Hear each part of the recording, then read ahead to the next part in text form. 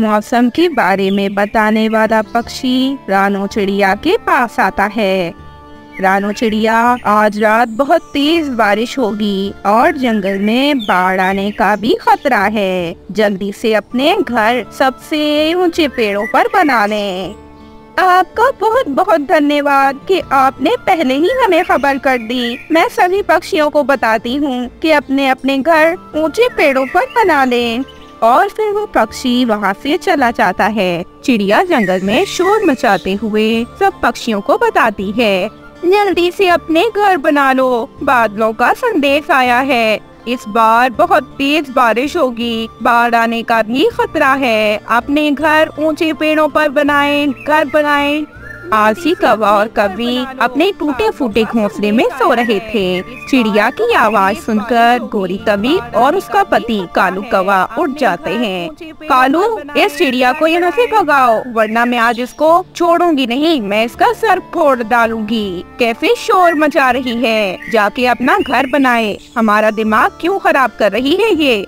मैं जाता हूँ और इस छोटी चिड़िया को यहाँ से भगा कर आता हूँ। ये हमेशा ही हमें तंग करती है, आज तो इसको नहीं छोड़ूंगा। कौवा चिड़िया के पास जाता है।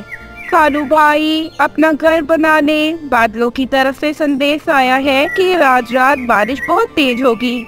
चिड़िया, तुम शैतानी करती हो, जानबूझकर हमारे घोंसले के पास आकर ची ची करती हो। गोरी को तुम पे बहुत गुस्सा है। ऐसा ना हो कि तुम गोरी से आज पिट जाओ। भागो यहाँ से।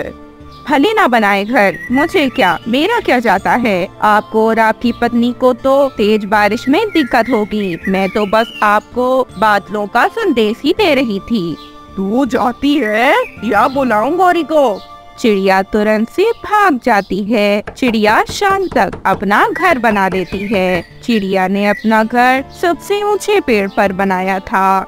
चिड़िया जंगल में भोजन की खोज को निकल पड़ती है। तोता, कबूतर और बाकी सभी पक्षी बैठे हंस रहे थे। अरे चिड़िया, आप क्यों कर रही हो इतनी मेहनत? नहीं आएगी बाढ़, आप भी ना ऐसे ही टेंशन लेती हो। मेरा घर बना हुआ है, भले वो ऊंचे पेड़ पर नहीं है, परंतु वो बारिश में टूटेगा नहीं। यार कबूतर, मेरा भी घर बना हुआ है, परंतु ऊंचे पेड़ पर नहीं बना। छोटी चिड़िया, तुम तो ऐसे भोजन की खोज कर रही हो जैसे कि बारिश कहीं हफ्तों तक होती रहेगी। हमारी तरह मजे करो, एंजॉय करो लाइफ को। रानो चिड़िया कोई जवाब दिए बिना वहाँ से चली जाती है। आधी रात के समय जंगल में बहुत तेज बारिश होने लगती है। इसी कारण कौवा और कौवी दोनों का घर टूट जाता है। अब क्या करें कालू, किधर जाएं? चिड़िया को बहुत बातें सुनाई हमने, उसके पास भी नहीं जा सकते। कबूतर के पास जाते हैं। वैसे तो वो गंदी आँखों वाला मुझे जरा अच्छा नहीं लगता, परंतु जरूरत पड़ने पर गोरी किसी बेवकूफ को भी राजा कह सकती है। गोरी, अब बातें छोड़ो, चलो, हमारा तो यहाँ मोए मोए हो गया। दोनों पति पत्नी कबूतर के पास चले जाते हैं। दरवाजा खोलो, ओ मेरे भाई, मेरे प्यारे भाई, दरवाजा खोलो। सुंदर आँखों वाले, दरवाजा खोलो, हमें अपने घर में ले लो। कबूतर, दरवाजा खोलो, जल्दी करो। कबूतर अपने घर में बैठा गोरी और कालू की बातें सुन रहा था और फिर कुछ सोच के कबूतर कहता है, एक शर्त पे आने दूंगा तुम्हें काले कौवों। पहले बताओ, गंदी आंखें किसकी हैं? मेरी है, मेरी आंखें गंदी हैं। और फिर कबूतर हंसते हुए दरवाजा खोल देता है। कालू और गोरी तुरंत से कबूतर के घर में आ जाते हैं। थोड़ी ही देर हुई थी कि कबूतर के घर में भी पानी आने लगा। तोता भी कबूतर के घर आ जाता है। अरे गलती हो गई, जो चिड़िया की बात नहीं मानी, जंगल में बाढ़ आ गई है। आप सब पक्षी बाहर निकले, ऐसा न हो कि इसी घर में डूब कर मर जाए। सभी पक्षी कबूतर के घर से बाहर निकलते हैं। थोड़ी देर में कबूतर का घर भी डूब जाता है। वो सब बहुत ज्यादा परेशान हो गए थे। वो बारिश में भीग रहे थे। चिड़िया अपने घर में सुरक्षित बैठी थी। सब पक्षी चिड़िया से बहुत शर्मिंदा थे क्योंकि उन्होंने चिड़िया की बात नहीं मानी थी और अब वो तेज बारिश में भीग रहे थे। चलो चिड़िया के पास जाते हैं, वो हमारी मदद करेगी। कौवे, हमने चिड़िया के साथ बहुत बुरा किया, वो हमें अपने घर में क्यों आने देगी भला? हमने बुरा किया है, परंतु चिड़िया बहुत अच्छी है, वो हमें माफ कर देंगी। फिर वो सब पक्षी चिड़िया के घर जाते हैं। रानू चिड़िया अपने घर में बैठी थी।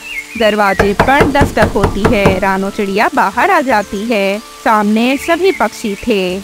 चिड़िया, हमें ठंड लग रही है, हमारे घर टूट गए हैं, प्लीज प्लीज हमें अपने घर में आने दे दो। हम शर्मिंदा हैं, प्लीज प्लीज हमें अपने घर में आने दे दो चिड़िया। आ जाओ आप सब, मैं आप सबसे अब क्या कहूँ। सभी पक्षी खुशी खुशी रानू चिड़िया के घर में आ जाते हैं। गोरी और कालू फौरन से चिड़िया के नरम नरम घोंसले में लेट जाते हैं। कालू जी, चिड़िया का ये घोंसला बहुत नरम है।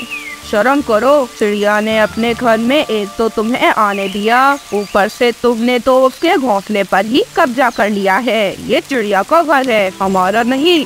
और फिर सब पक्षियों को चिड़िया दाना देती है। थैंक्स चिड़िया, दाना खा के मजा आ गया। सभी पक्षी दाना खाते हैं और चिड़िया के घोंसले में ही सो जाते हैं।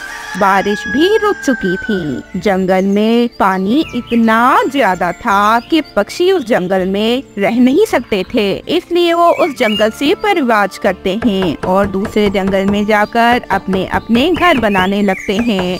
कौवा और कवि तो सुधरने वाले नहीं थे, वो तो अपना घर नहीं बनाते। चिड़िया का पुराना घर जो भोजन उसमें था वो तो खत्म हो चुका था, परंतु अब जब इस जंगल में पक्षी आने वाले समय में दोबारा आएंगे तो चिड़िया को घर बनाने की जरूरत नहीं होगी, क्योंकि उसका घर पहले ही इस जंगल में बना था। नए जंगल में भी चिड़िया अपना घर बना लेती है। सब पक्षी घर बना लेते हैं सवाए उन आलसी कौवों के, और सब पक्षी ही खुशी खुशी रहने लगते हैं। रानू चिड़िया बहुत गरीब चिड़िया थी। वह बड़ी मुश्किलों से अपना और अपने छोटे बेटे और बेटी का गुजारा कर रही थी। उनके पास खाने को एक समय भोजन होता तो दूसरे समय वह परिवार भूखे पेट सोता। एक दिन रानू चिड़िया अपने बेटे कुकू से कहती है, कुकू बेटा, अपनी बहन गुड़िया का ध्यान रखना, मैं आ जाऊंगी थोड़ी देर में। पहले मैं गोरी मालकिन के घर काम करूंगी और फिर कुछ भोजन लेके मैं वापस आ जाऊंगी।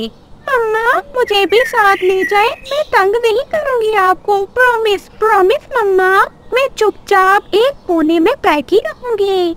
नहीं बेटा, आपको मेरे साथ जाने की जरूरत नहीं है, मैं जल्द ही लौट आऊंगी। आप अपने भाई को ज्यादा तंग न करना। हमारे चैनल को सब्सक्राइब करना बिल्कुल न भूलना। आप सबका बहुत बहुत धन्यवाद।